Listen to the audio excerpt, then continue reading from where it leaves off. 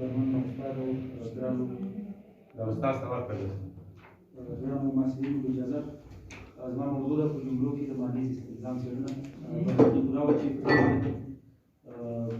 پښتو کې معلومات کوو نو بیا مې یو څه معلومات استاد شفاهي واخیستو یو څه مو د انګلیسي نه ما ته په ژباړه ورکړه موضوع څه ترتیب کړه ما هغه ډول وړاندې کوم چې ما ځان پوه کړی دی یعنې اخذ کړی دی که ناسم وي غلط وي نو بخښنه غواړم د استاد په څېر پوه وي او ما هڅه کړې ده چې جملې ورته ښکلې وکړم. ښه استلزام امپلیمنت د زما موضوع استلزام ژباړې ده. استلزام اصلا مصدر لزوم دی عربي کلمه ده یعنې ما پسې اړیکې جوړول وژباړه چې لازمېدل د اړیکو ته همراهي گرفتن وایي چې د استفعال په باب استلزام شوی دی. ښه امپلیمنت یا استلزام څه ته وایي؟ هغه اصول چې په ځینو شرایطو کې د یو بیان حقیقت د بل بیان حقیقت ضرورت ولري یا یې تضمینوي یا یوه جمله د بلې جملې حقیقت اړتیا ولري. په پراګماتیک کې د دوو جملو ترمنځ داسې اړیکه ده چې د ا حقیقت د بي حقیقت اړتیا ولري. فرضاً یو مثال دی ولسمشر ووژل شو، دا ا جمله ده، الف جمله ده. بي جمله ده ولسمشر مړ شوی دی. دلته د الف جملې لخوا د بي جمله استلزام شوې ده ځکه ولسمشر ځکه مړ دی چې وژل شوی دی. که ولسمشر وژل شوی نو هغه اصل مړ نه وي که نه. دا د ولسمشر مړ شوی دی دا د اولې جملې حقیقت دی او د اولې جملې لخوا د دې جمله استلزام شوې ده. خیر مثالونه مخکې مو ووایو چې ښه پوه شو. دا یو د دوو جملو ترمنځ داسې مفهوم دی امپلیمنت چې که یوه جمله رښتیا وي نو بله جمله به حتما رښتیا وي. په منطق کې دا مفکوره ده وایي که ا رښتیا وي نو بي به حتما رښتیا وي. فرضاً محمود د احمد ورور دی، الف جمله ده. بي جمله ده احمد یې ورور لري، یعنې دلته احمد یې ورور لري دا د لومړۍ جملې واقعیت دی. ځکه واقع دی چې موږ پوهېږو چې محمود د احمد ورور دی، احمد حتما ورور لري. محمود د احمد ورور دی د جملې لخوا احمد یې ورور لري استلزام شوې ده، دلته امپلیمنت موجود دی. ښه نورې جملې الف جمله ده وایي زه به سږ کال 28 کلن شم. بي جمله ده زه اوس ژوندی یم، یعنې دلته امپلیمنت یا استلزام موجود لري ځکه زه ځکه 28 کلن کېږم چې ژوندی یم. که زه مړ یم نو زه به څنګه 28 کلن شم نو الف حقیقت د بي حقیقت اړتیا لري. ښه نو ځکه د الف جملې لپاره د یو جمله حقیقت او د جملې استلزام وي. د تېرو مثالونو په وسیله د استلزام اساسي اصول په نظر کې نیول شوي دي. که دوی جملې یوه جمله اکس وي بله واي وي او د امپلیمنت سره تړاو لري دا په دې معنی کې اس اکس رښتیا وي نو برخه ما ډېر روان راوسته خو یو ځای ورته لږ اشاره شوه شاید دا ځان ته ګټه موضوع وي. استلزام وایي د پراګماټیک ژبپوهنې پراګماټیک سره ډېر تړاو لري او پراګماټیک ژبه په رښتیني او ژوندي ډول ټولنیزو حالاتو کې دا کارول کېږي.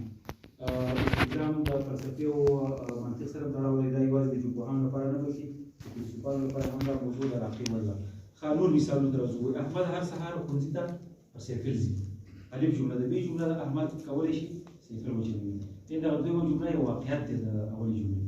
که احمد په سایکل ځي نو واقعیت دا دی چې هغه سایکل چلولی شي. بل مثال همدغه جمله کې څو مثالونه ورکوو. بل مثال دی احمد کولی شي یو بایسکل وچلوي.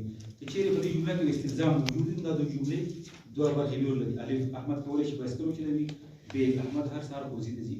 دلته یو مفهوم بل واخیسته چې اکثره مثالونه چې یعنې یوې جملې بله جمله استلزام کړې وه خو ما چې خپله مفهوم واخیسته یوه جمله څو جملې استلزام کولی شي، یعنې څو جملې هم د یوې جملې واقعیت کېدلی شي.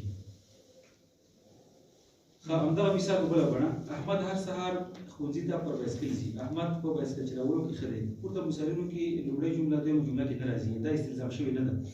ولې په دې خاطر چې که احمد بایسکل چلوي دا په دې معنی نه ده چې هغه د بایسکل چلولو کې تکړه وي یا د لایق وي. کېدای شي دا بیخي اوله ورځ چې سایکل یې روان کړی وي نو دلته دې کې استلزام نشته دی. خبره بېلګه احمد هره ورځ پر خپل سایکل ښوونځي ته ځي. دویمه جمله ده احمد یو سایکل لري. دلته هم امپلیمنت یا استلزام شته دی ځکه د خپل کلمه راغله. کله چې موږ وایو احمد هره ورځ په خپل سایکل ښوونځي ته ځي دا په دې معنی چې احمد یو سایکل لري، یعنې دا سایکل د احمد خپل دی. همدغه جمله په بله بڼه وایي د خپل ته لرې کوو. احمد هره ورځ ښوونځي ته په سایکل ځي، احمد یو سایکل لري. دلته استلزام نشته یا امپلیمنت نشته ځکه احمد چې ښوونځي ته په سایکل ځي دا په دې معنی نه ده چې سایکل د احمد خپل دی. ممکن د یو ملګري نه اخیستی وي، ممکن دا د خور وي د خپل ضمیر کې نشته. استلزام په نحوه کې هم راځي چې نحوي استلزام ورکوئ هغه وخت وي کله چې لومړۍ وینا دویمه جمله یوازې د نحوي جوړښت له مخې مستلزمه کړي. مثال دی مریم کیک جوړ کړ، دویمه جمله دا کیک د مریم لخوا جوړ شو چې دلته لومړۍ جملې د دویمې جملې برخه ده. نو پایلې ته به راشو چې دا موضوع په پښتو ژبه کې نوې ده او که څه هم ما ډېر کار کولو په دې خاطر چې ماخذونو برخه کې ستونزو سره مخ شوم، نو د ژبپوهنې په برخه کې که په دې برخه کې زیات کار وشي ډېره ښایسته او د پام وړ موضوع ده. دا پوښتنه باید ځواب وي چې ولې یوه جمله بله جمله استلزام کوي، اړتیا څه ده. نو همدا وکړه استاد. صحیح. چې دغه سیمینار ښه خوندور دی، لیکچر غوندې راځي. او بل دغه د عادل صاحب په مثال کې ما ته نه فهمېد، دغه د هغه استلزام په مثالونو سم سر نه شو خلاص. دا یو مثال چې تر ټولو ډېر وویل چې احمد هر سهار ښوونځي ته په سایکل ځي، یعنې دا معنا چې دی سایکل چلولی هم شي، ورځکه دی له خپل ورور سره شا په کنجغه ناست و بیا به څه کوي. ما مخکې وویل چې په یوه جمله ډېرې جملې استلزام کولی شي، ممکن دغه یوه جمله شي، دا ډېرې جملې نور موږ جوړولی شو. شاید په مثلا کنجغه ناست دی یا بل چا سره ناست دی. مثلا دی ګوره د مثال معنا دا وه احمد هر سهار ښوونځي ته په سایکل ځي، یوازې دا ویل چې یو په سایکل ځي او دویم استلزام کړی دا جمله ده چې دی سایکل چلولی هم شي.